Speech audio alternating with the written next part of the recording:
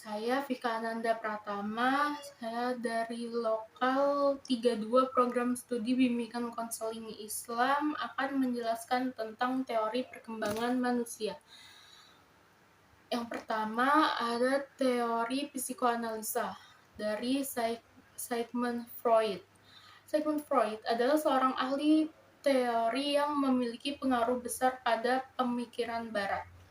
Teorinya menyatakan bahwa pematangan naluri seks mendasari tahap perkembangan kepribadian dan cara orang tua mengelola impuls naluriah anak akan menentukan sifat-sifat yang akan ditampilkannya atau kepribadiannya. Menurut Freud, perkembangan manusia adalah proses konfliktual.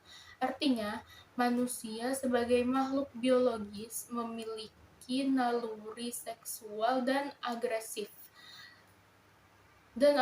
dasar yang harus dilayani. 3 komponen kepribadian.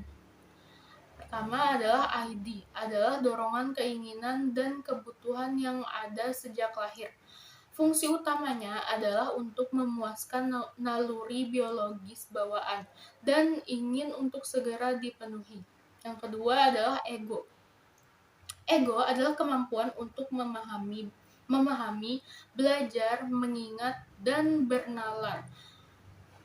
Fungsinya adalah menemukan cara yang disetujui secara sosial untuk memuaskan naluri. Saat ego telah matang, manusia akan menjadi lebih baik dalam mengendalikan ID sehingga dapat menemukan cara yang tepat untuk memuaskan kebutuhannya.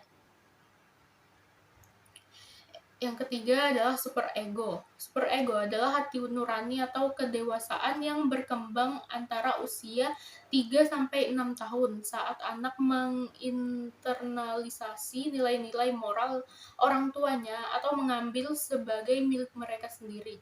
Begitu superego muncul, anak umumnya tidak membutuhkan orang dewasa untuk memberitahu baik atau buruk dari suatu perilaku, karena anak-anak menyadari pelanggaran yang dilakukannya dan merasa bersalah atau malu atas perilakunya.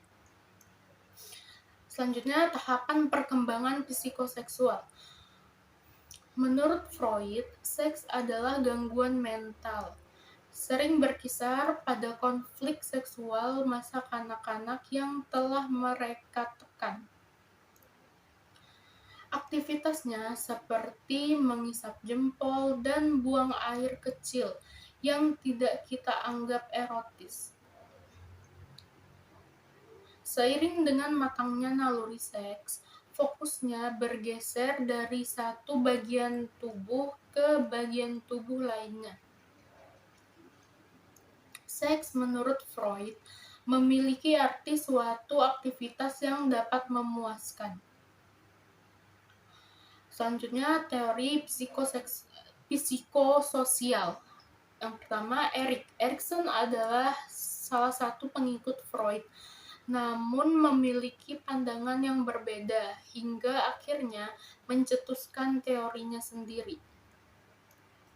Erikson kurang menekankan pada dorongan seksual dan jauh lebih menekankan pada pengaruh sosial dan budaya.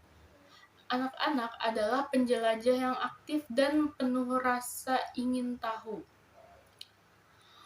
Untuk berusaha beradaptasi dengan lingkungannya. Selanjutnya, 8 krisis kehidupan. Setiap manusia menghadapi 8 krisis besar. Yang pertama, selama perjalanan hidupnya. Kedua, setiap krisis muncul pada waktu yang berbeda yang ditentukan oleh pematangan biologis dan tuntutan sosial yang dialami pada titik-titik tertentu dalam kehidupan. Setiap krisis harus diselesaikan dengan sukses untuk mempersiapkan solusi yang memuaskan dari krisis kehidupan berikutnya. Sekian sekian review materi dari saya, kurang lebihnya mohon dimaafkan. Wassalamualaikum warahmatullahi wabarakatuh.